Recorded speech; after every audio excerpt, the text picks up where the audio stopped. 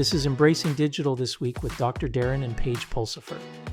This week's top stories.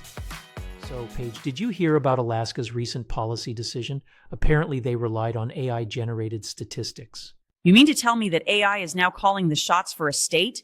That could be a recipe for disaster or a wildly entertaining reality show? Right? There's serious concern over AI's reliability and governance. Experts are actually pointing out the balance we need between being cautious and optimistic when it comes to regulating AI. Seems like a tightrope walk. I can just picture a policymaker juggling facts, some generated by AI while balancing on a unicycle. Exactly. They're urging stricter standards for AI in public affairs, kind of like setting rules for a game that went haywire. Speaking of game rules, recent findings from MIT showed that generative AI systems like ChatGPT struggle with maintaining a coherent understanding of the world. Right. They often produce nonsense. It's like asking a toddler to explain quantum physics. Funny, but not very helpful. That's a perfect example. Researchers are emphasizing how these critical gaps highlight the need for human oversight, like a babysitter for our digital friends. And it's not just governance. The education sector is feeling the pinch too.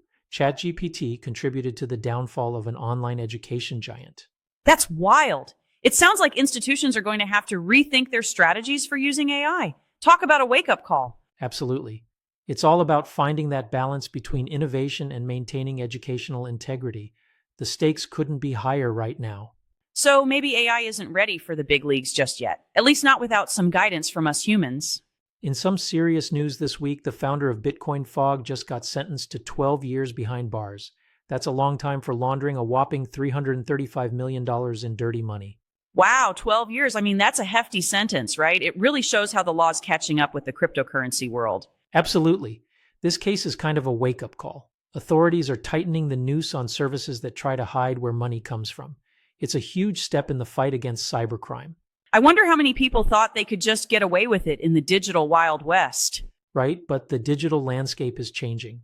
Speaking of changes, Google Cloud plans to roll out multi-factor authentication for all users by 2025. Ah, the classic add another layer of security move. It's like putting a deadbolt on your already locked front door. Exactly. With cyber threats on the rise, enforcing MFA is crucial. It's all about safeguarding sensitive data nowadays. Speaking of safeguarding, did you hear about that recent Salt Typhoon hack?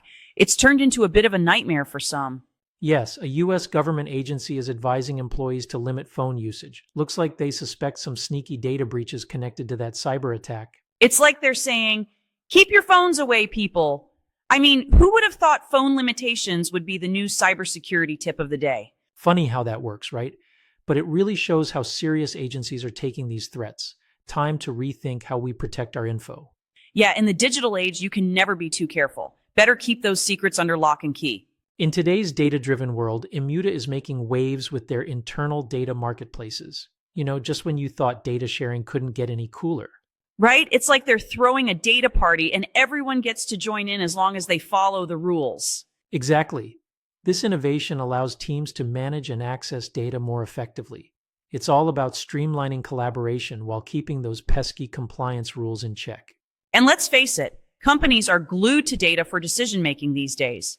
Immuta's solution is like giving employees a golden key to unlock data resources, perfect for informed analysis. But not all organizations are quite there yet.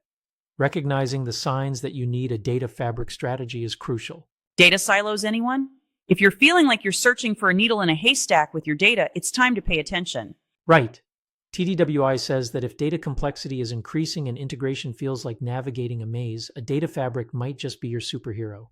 A superhero indeed. It helps to unify all those data sources, making analytics a breeze. And if we're talking about flexibility, let's give a shout out to data frames. They're becoming a must-have for data scientists. Oh, I love a good data frame. They're like that favorite pair of jeans, comfortable, flexible, and ready for anything. They offer an efficient structure that integrates easily with various data formats. Understanding how to use them can really level up how businesses handle their data. So basically, if you want to keep up in this fast-evolving tech landscape, you better get cozy with data frames. This week, I had quite the experience that's definitely not for the faint of heart, literally.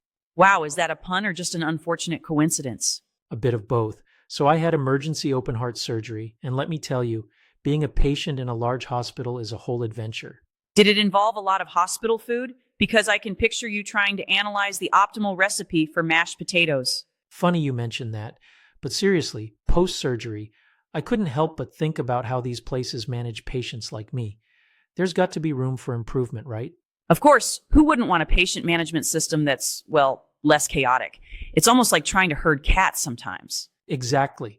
With my solution architect hat on, I started identifying ways, to optimize those processes. I mean, we want healthy and happy patients. And let's be real, a happy patient means fewer complaints and possibly more room service. True that. I realized it's really about the end product, how to ensure people feel safe, cared for, and get this, actually enjoy their stay, if that's even possible. Right, I can just see you now, handing out feedback forms during recovery, analyzing patient satisfaction scores. Hey, every little bit helps. But seriously, if you're in the mood for insights mixed with some, well, not so subtle humor from my hospital stay, you can't miss this episode. So, listeners, buckle up. This episode promises a dose of reality wrapped in some heartwarming, no pun intended, takeaways. That's it for Embracing Digital this week. If you've enjoyed this episode, check out our full-length weekly podcast, Embracing Digital Transformation. And check out our website, embracingdigital.org. Until next week, go out and embrace the digital revolution.